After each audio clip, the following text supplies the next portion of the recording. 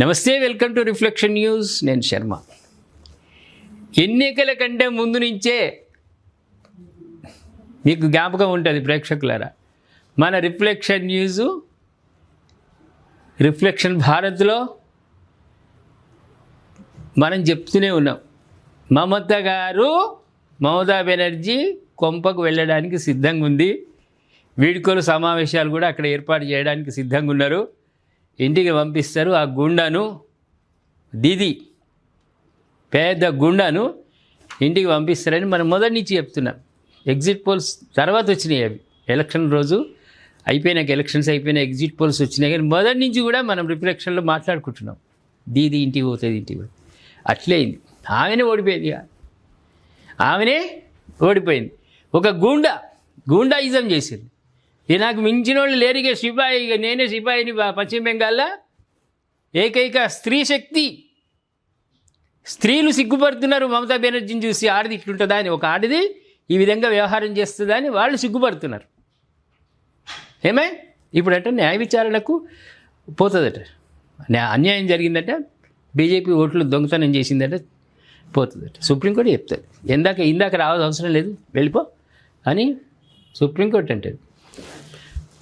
పశ్చిమ బెంగాల్ అసెంబ్లీ ఎన్నికల్లో సంచలన పరిణామాలు చోటు చేసుకుంటున్నాయి. టీఎంసీ అధినేత్రి ముఖ్యమంత్రి మమతా బెనర్జీ ఓటమి పాలయ్యారు. భవానీపూర్ నియోజకవర్గం నుంచి పోటీ చేసిన మమతా బెనర్జీ బీజేపీ అభ్యర్థి సువేందు అధికారి చేతిలో ఓటమి పాలయ్యారు. మమతా బెనర్జీపై సువేందు అధికారి 15,114 ఓట్ల తేడాతో విజయం సాధించారు. గత ఎన్నికల్లోనూ మమతా బెనర్జీపై విజయం సాధించిన సువేందు అధికారి ఈసారి మమత సొంత అడ్డాలోనే ఓడించారు.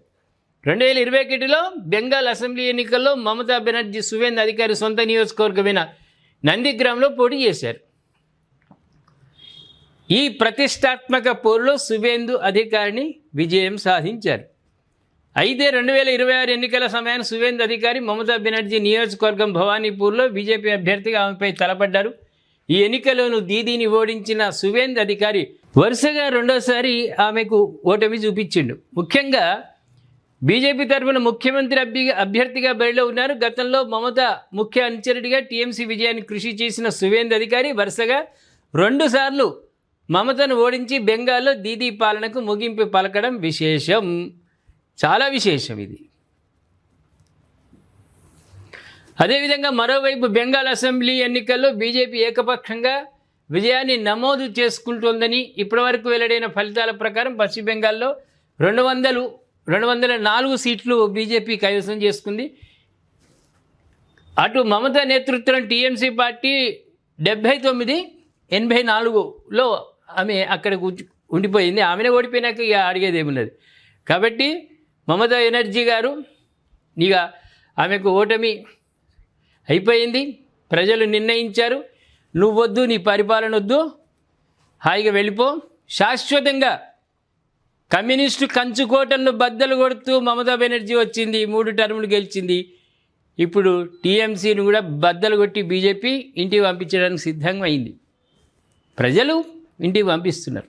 కాబట్టి ఎప్పుడైనా ప్రజాస్వామ్యంలో ప్రేక్షకులారా, ముఖ్యమంత్రి అయినా సరే ప్రోటోకాల్ ప్రకారం అధికారులు సెల్యూట్ చేస్తుండొచ్చు, పోలీసు వాళ్ళు సెల్యూట్ చేస్తుండొచ్చు. ప్రజలకు సేవకుడు ఎమ్మెల్యే కానీ, మినిస్టర్లు కానీ, ఎవడు కానీ ప్రజలకు సేవకులు. వాళ్ళకు పదవి అంటగట్టినాం మనం, మాకు సేవ చేయండి రాని. కానీ అహంకారానికి పోతే మాత్రం, నియంతృత్వ విధానానికి పోతే మాత్రం, మేమే రాజులం, మేమే దొరలమని పోతే మాత్రం ప్రజలు ఓటు రూపంలో చుట్టి మూట కట్టి గోవతాళ్ళు కట్టి ఇంకా బయటకు రాకుండా వేసి సముద్రంలో పడితే లవ్వరిగా. అందుకే ప్రజలకు సేవకులు వాళ్ళంతే. ఏమంటారు ప్రేక్షకులారు? పశ్చిమ బెంగాల్లో ఘన విజయం బీజేపీ సాధించింది. ఇది ఏ విజయంగా మనం భావించాలి? భవిష్యత్తులో అక్కడ డబుల్ డక్కర్ పాలన రాబోతూ ఉంది. నిన్న నినాదాలు చేసిరు, జై శ్రీరామ్ జై శ్రీరామ్ అని. ఆ నినాదం కూడా మమతా బెనర్జీ నేతృత్వంలో బీజేపీ వాళ్ళు మన హిందువులు చేయలేకపోయినరు, చేస్తే కొట్టినరు, వాళ్ళను పోలీసు వాళ్ళు వచ్చి దాడులు చేసిర్రు. కానీ నిన్న నిర్భయంగా జై భారత్ జై శ్రీరామ్ అన్నారు. దేనికి సంకేతం? రాబోయేది మమతా బెనర్జీ పరిపాలన అంతమైంది. బీజేపీ పాలనలో ఏం కాబోతోంది, ఏం అద్భుతమైనటువంటి గొప్పనైనటువంటి భావాలు ప్రజల్లో రావడం, హిందూయిజం పెరిగిపోవడానికి కారణం, రోహింగ్యాలను పంపించడానికి కారణం అవుతుందా కాదా? దయచేసి మీ కామెంట్ రూపంలో విశ్లేషించండి. సబ్స్క్రైబ్ చేసుకోండి, షేర్ చేయండి.